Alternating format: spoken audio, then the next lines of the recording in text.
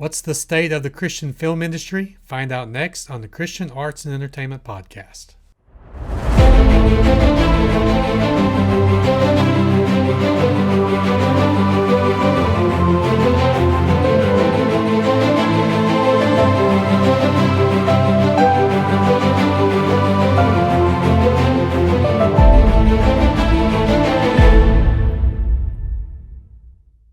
Welcome again to the Christian Arts and Entertainment Podcast. I'm your host, Kevin Newsom. Thank you for being here, whether you're joining us via podcast or via YouTube. We're glad you're here today.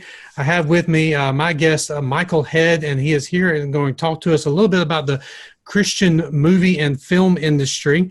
Thank you for joining us, Michael. We're glad you're here. I am honored to be here and be a part. Well, let's start with just give you an opportunity to tell us about yourself, about your background, your education, what you do, and your connection to the Christian film industry.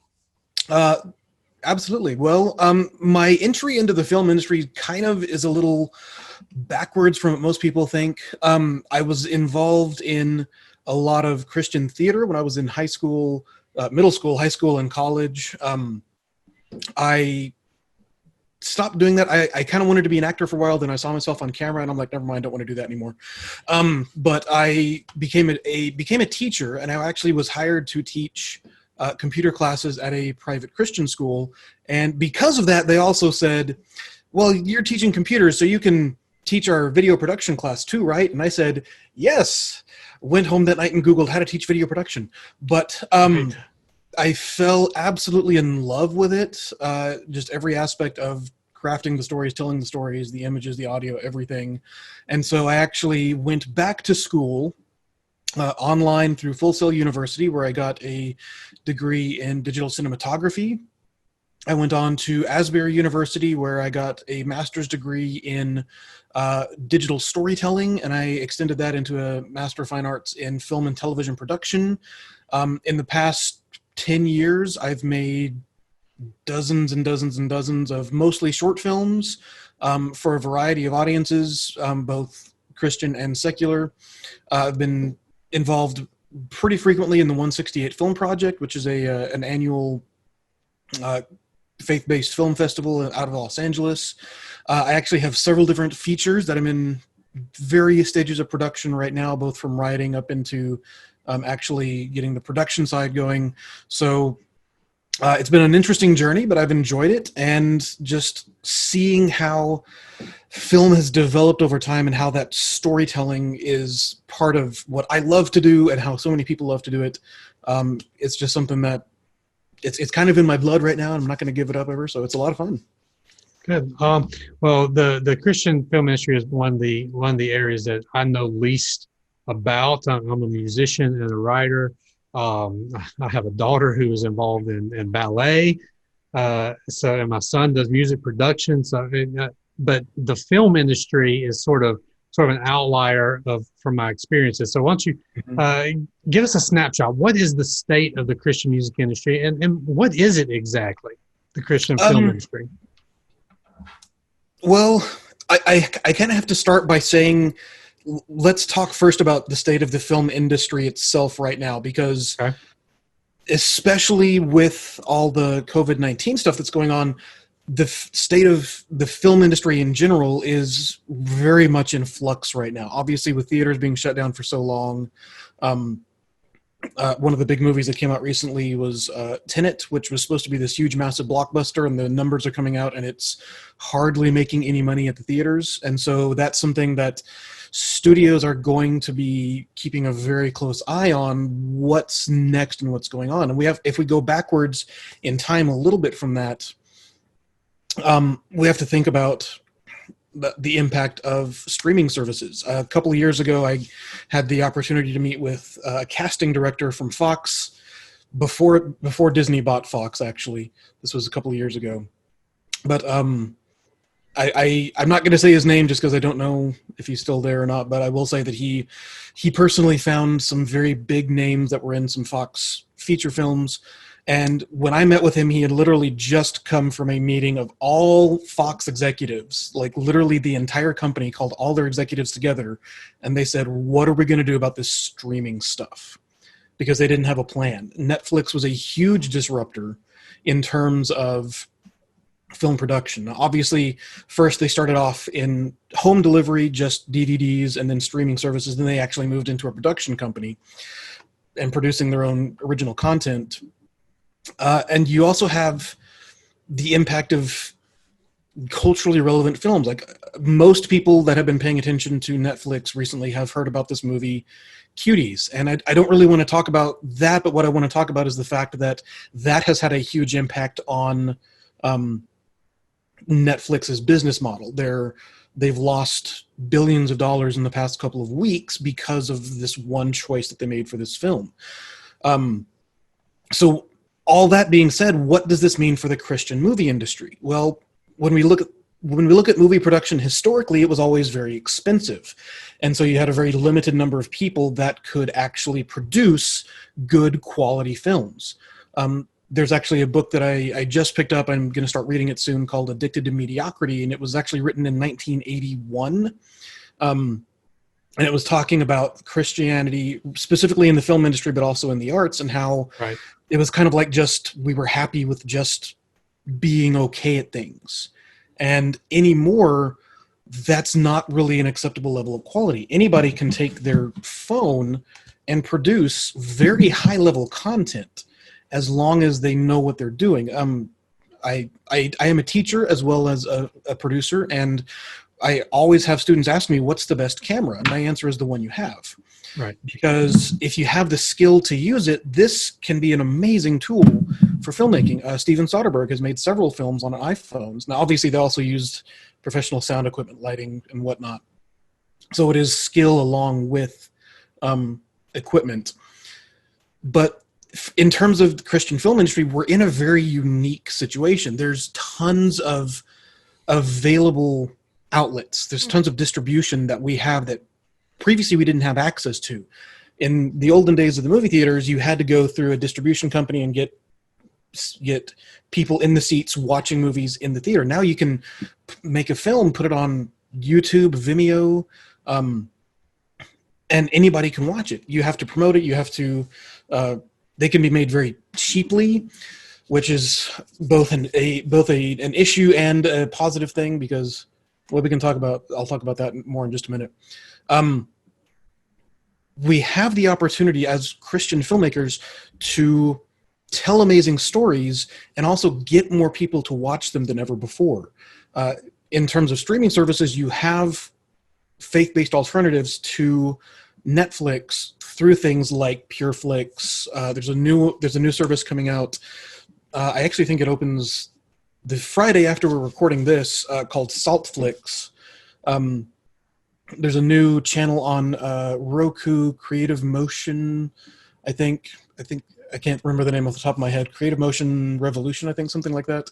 But it's a Roku channel where you can actually go and watch. People can post their faith-based content on it. And so, in terms of Christian movie production, you have first the people that are in production film, in production terms, it would be in the indie market, the low level, very low budget, making movies on the weekends, that kind of low level indie film area. And you also have, on the flip side of that, you do still have big names producing films. The Kendrick brothers, the Irwin brothers just started last year. I think they called it the Kingdom Studios, which is their kind of production and distribution arm. And so you still have that kind of big divide between the people that are at home and just wanting to make films for small audiences, and you have that kind of larger production side that is going to be the bigger names. If you really want to get high level, you're talking about Mel Gibson with Hacksaw Ridge and The Passion. They're doing a Passion sequel, I think, right now, or they were before everything shut down, focusing on the Book of Acts. Right. So there is this kind of big divide in terms of budget, but the great thing about people that want to make movies now is you can actually go do it on your own with friends, and you can have an audience for that. You can build that audience. So there's an easier way to reach people through things like YouTube, like Vimeo, and you can also you still have that larger side where people have films that can be shown in theaters and large streaming services. And so for me, it's a great opportunity because anybody can make a good film and it can go on a streaming service and get lots of eyes on it. So that to me that's kind of a very long-winded answer to say, even though we don't really know where the entire industry is going to land right now, it's a great time for Christian filmmakers and people that are just getting started because they have a lot of inroads now that didn't exist before. Right. I want to go back to what you said at near the beginning of that when you talked about being addicted to mediocrity, and this is something that I personally have had a criticism in all Christian arts when we talk about music and writing. This whole idea of producing quality over mediocrity is blowing up the Christian publishing side of things. The Christian writers are more and more pushing to create very well produced content. We don't see it so much on the music side because what sells and what gets on the radio is very formulaic. And I would argue that there's some very good quality Christian musicians out there that nobody ever gets to hear because they're not on the radio and you have to go looking for them. So along those same lines, the Christian films have sort of got this reputation of being very low quality, especially when you consider what Hollywood is producing, the directing, the acting, everything just seems subpar and forced at times. So can you speak to that? Why have we not risen? It's my opinion. I believe a lot of Christians will agree with this. Being Christians, we serve the greatest creative force in the entire universe, and so we have the right to be the greatest creative people on the planet, but we're not. Yeah. Well, can you speak to that, please? The biggest, I've had discussions like this with lots of people that work. They have a foot in both the kind of faith-based film industry and they also work in the secular industry as well. And I absolutely, totally agree that in terms of a lot, not all, but a lot of faith-based films, you see people that I hate to say they don't care about the quality because I think they do care about the quality, but they focus so much more on trying to say we have a message and we have a sermon that we want you to see and we want to make a movie about it, and they focus so much on that sermonistic kind of preachy side of things that they sacrifice good stories. And that's the exact thing that has backlashed in the publishing industry. There's so much backlash over preachy books. I'm surprised we're not seeing the same thing in the faith-based film.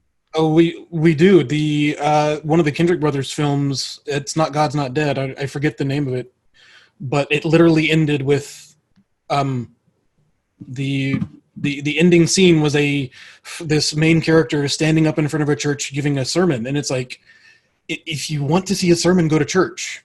If you want, people don't go to the movies to see a sermon; they go to the movies to be entertained. Now, right. As faith-based filmmakers, you can have a little bit of both in there. Now, I for me personally, I've never had a sermon in a film, and I never want to. For me, the primary reason to make a film is to tell a story with a biblical worldview. Right. Now, what do I mean by that? Well, as a Christian, when I look at storytellers, we have access to the greatest storyteller on the planet, and that's Jesus. And look at how he taught. He told stories. We still talk about these stories today. The sower, the prodigal son, all of these stories that Jesus told, and he told 30, 40, I don't have the exact number in front of me. I think it's like 36 parables across all the Gospels. And if you look at how he told the stories, I saw a fantastic. I do watch sermons.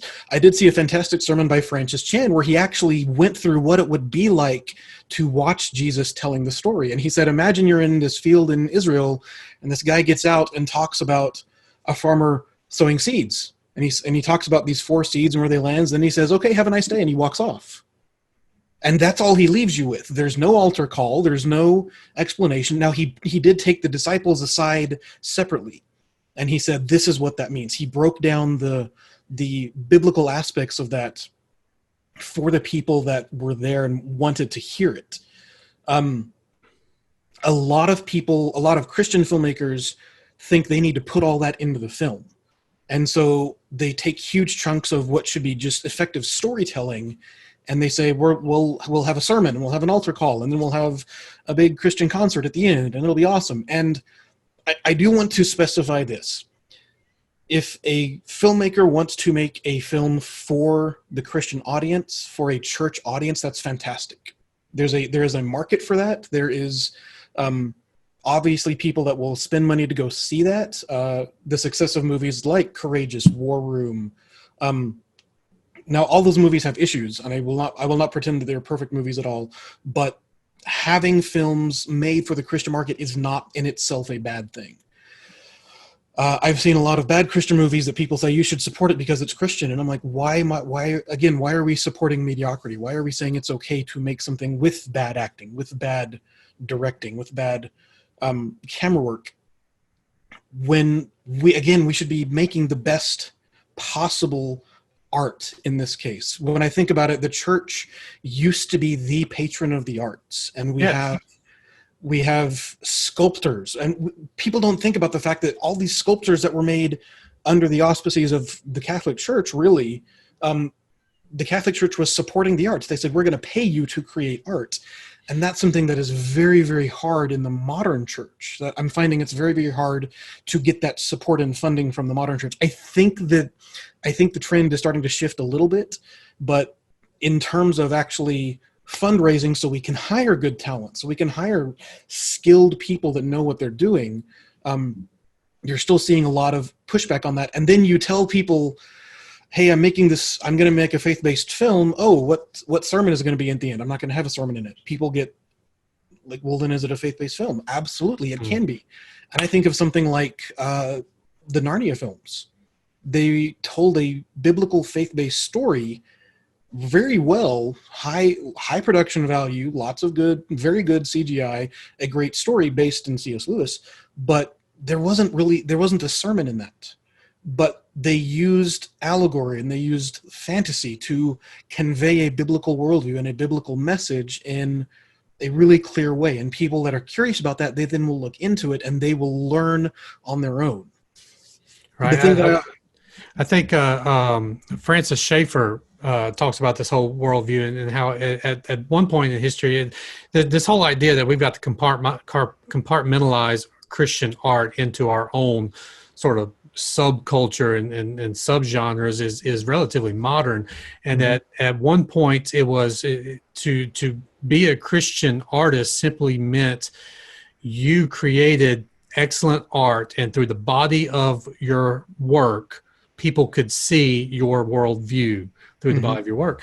And I think that's such a much better way to approach it. That just, do your art and do it with excellence, and let your worldview shine through. You don't have to beat people over the head. And you mentioned audience.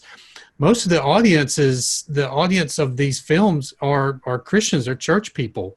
And they're already getting a sermon 2 or 3 times a week. Yep. So how do we get to the next step? How do we get to that point where our quality is rivaling is sort of a rivalry to what Hollywood is producing? On one level, the first thought that a lot of people think of that is, well, and this is a thought process I've had too. If we have more money, we can do better work. But I mean, we've all seen the $100 million films that are just not good. You know, Right. Hollywood makes big budget movies that are just not good. So just And then throw I its think money of at it. I'm just gonna throw it out there, the Blair Witch Project, Hmm. which made a ton of money Yeah. and was done for practically nothing. And they had a very unique, what made them successful was their marketing campaign, Right. because they were in the infancy of the internet, and they had this viral thing of, oh, this is an actual story. And people for a Right. while thought it was Right. an Right. actual, they had contracted with the actors that the actors weren't going to appear for something like 6 months or 8 months after the film premiered, so that people thought it was real.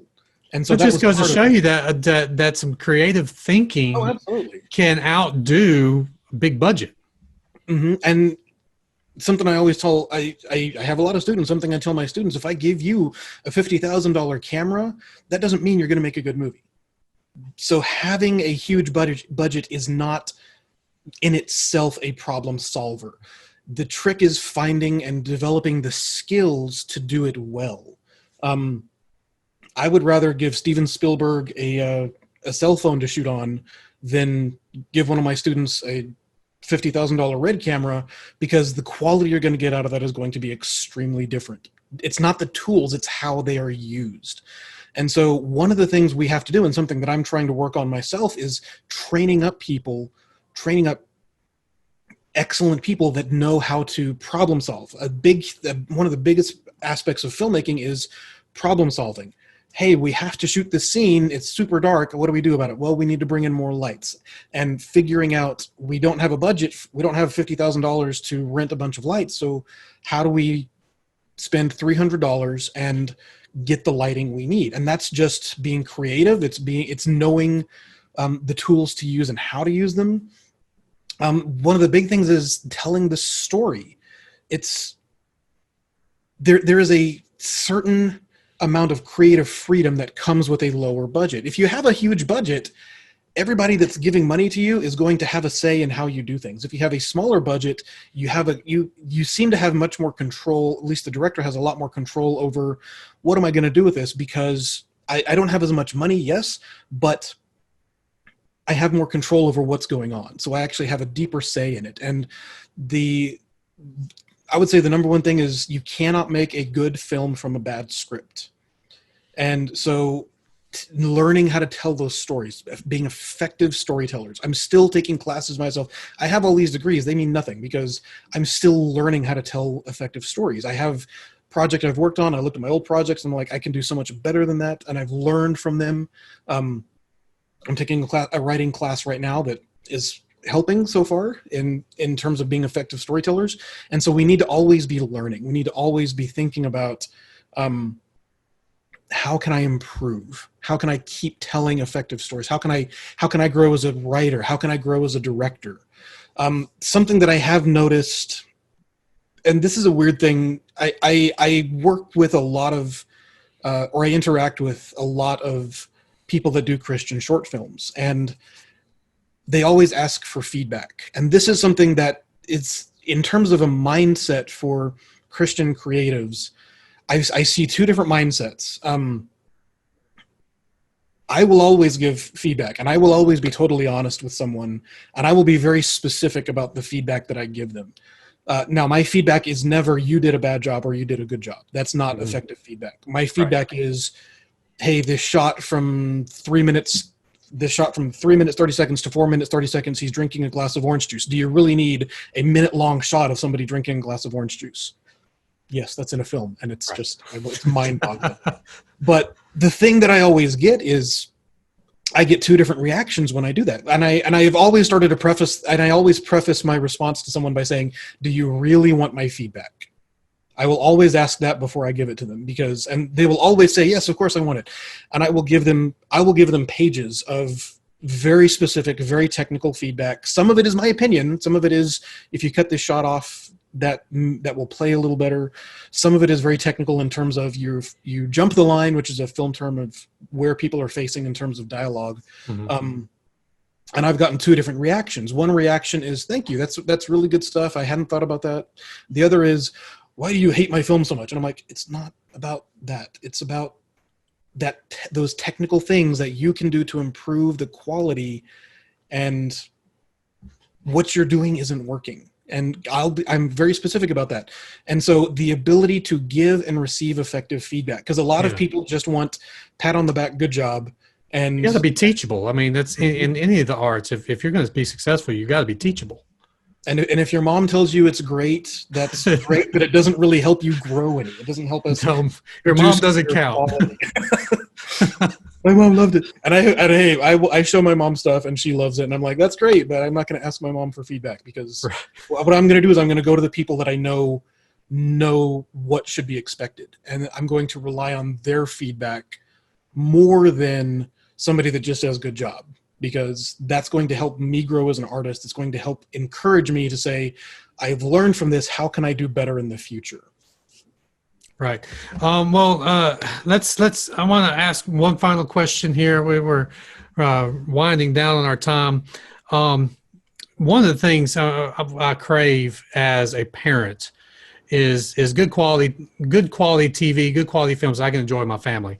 And let's face it, Christians, we go to the secular world for our entertainment. We go to the Christian film because we want to either feel guilty or feel good about ourselves, or we are around other Christians and we want to show something Christian because we think that's what's expected of us. And we go home and we turn on Netflix and you see this whole lineup of TV mature television programming and movies, and I don't know how many people, but I imagine more than would admit it, go straight to those TV mature programming and start watching them from their home, from their own couches. There's very little that's safe for the family.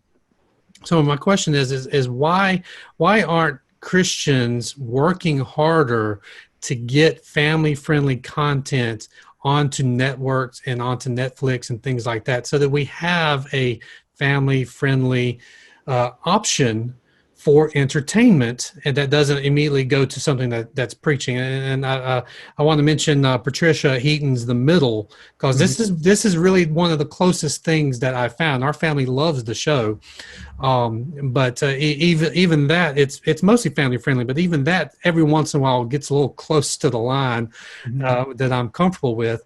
But why aren't we working harder to get into that area with some family friendly content? Primarily, one of the things I would say is if you're looking for that on ABC and NBC, there are so many gatekeepers on the network broadcast side of things that aren't Christian, that don't care about creating that type of family-friendly content. That it's people that are Christians, that are filmmakers, they're going to have a hard time getting into that area just to begin with, just because there are so many gatekeepers on that aspect of it, which is weird to me because, well, it's not so much weird, and I'll come back to why it's not weird in just a second. But when I think historically, are you familiar with the show from, I believe it was the 80s or 90s, Touched by an Angel? Yes. Obviously, very faith-based. I think they only mentioned Christ in one episode, but there was something I learned just fairly recently about that episode. That TV show was made when I think it was on CBS. CBS was about to go under. They had almost no money. They were about to fold as a company. They made Touched by an Angel. That TV show alone saved that company. That got them through that financial crisis that they were going through, because that show was so loved. And then you have, there was a TV show, Seventh Heaven, where very family friendly for about 3 seasons, 2 or 3 seasons. They were very family friendly. It was very, very popular. Lots of people enjoyed it and watched it. And then apparently, and the story goes, and this is just a story, I don't know if this is 100% accurate. The story goes that one of the main actresses said, I want to have edgier storylines in the film. And so in this show, and they started incorporating that. When they started incorporating those edgier stories, ratings dropped because people saw that and they said, I don't want to expose my family to this anymore. And so the ratings dropped and the show got canceled. So in terms of broadcast, just general, I'm going to flip on the television and watch. We have to remember it's called show business for a reason. It's not show art. Hollywood is an industry. They are trying to make money. That is their primary focus. So when you have things like Game of Thrones, that are obviously a lot of people say that's content that's way out there. We want nothing to do with it, but a majority of the audience will still watch it. There's a huge audience that still watches that, and they're still trying to make money. And so in the industry, they start thinking that is the audience, that is what people want to watch. So they start leaning towards more content that is a lot more questionable because they're trying to reach the broadest audience. Unfortunately, Christian filmmakers and TV makers, producers, they're not going to reach that direction. They're not going to go for that.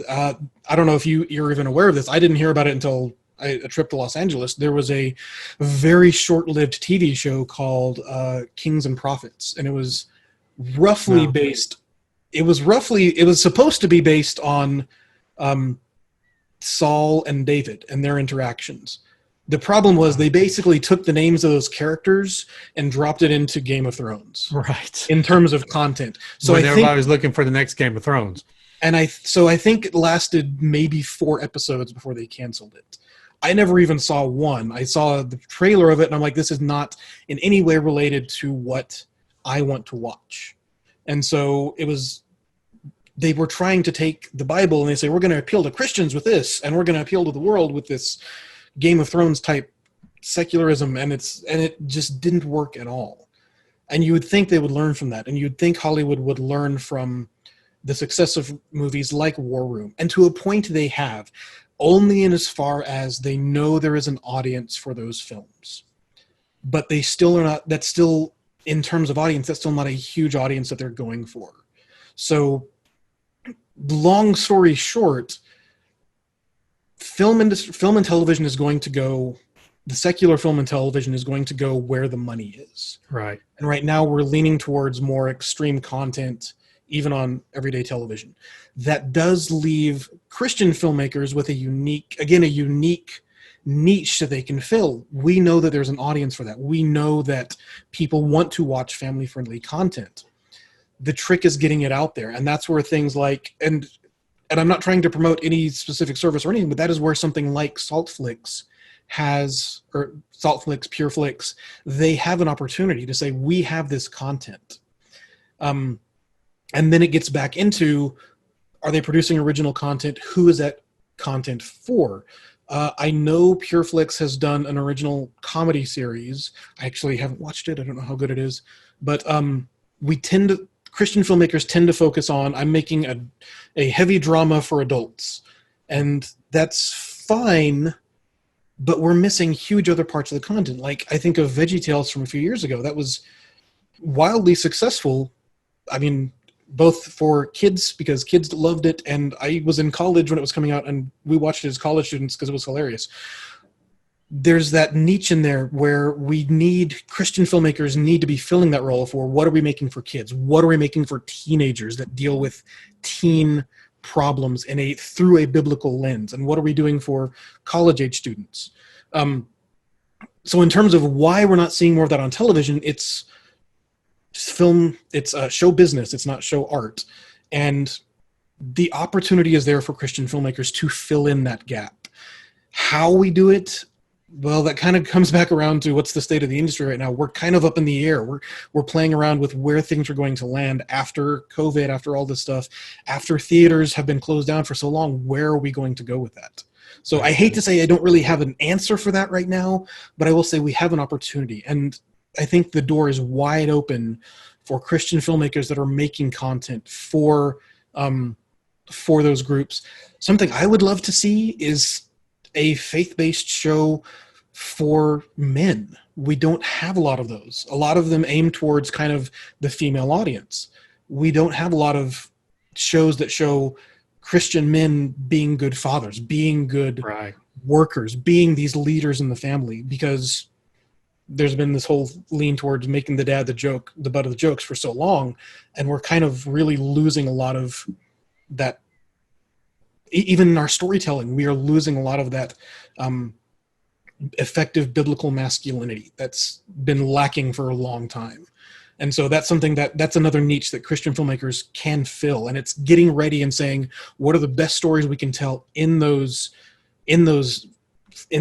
gaps, but also being able to say, we need to get this to an audience. So how's the best way we reach an audience? Is it through video on demand? Is it trying to sell something to Netflix? Is it trying to go on PureFlix and market it really well?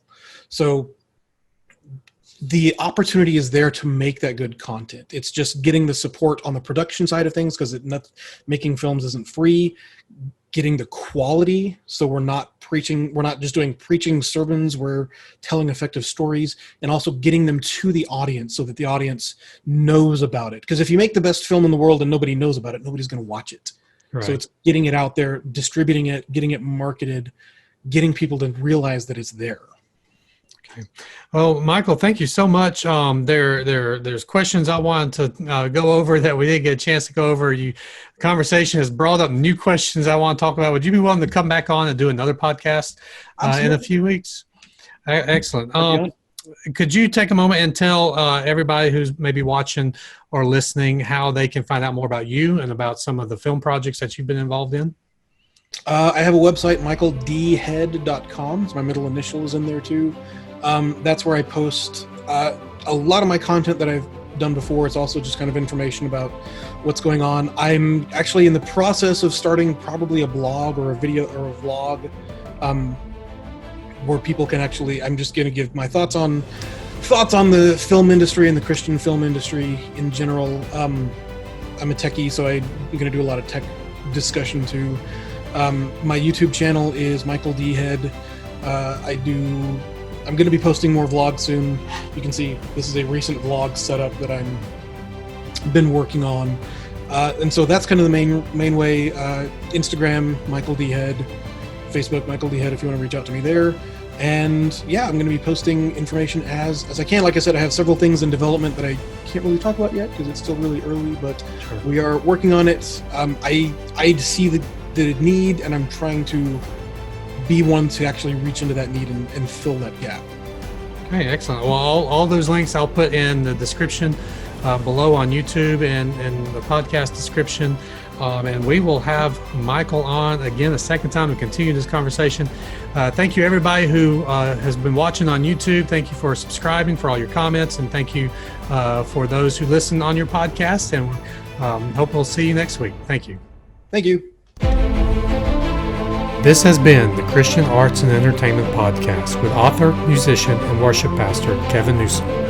Thank you for joining us today, for your comments, and for subscribing. See you next time.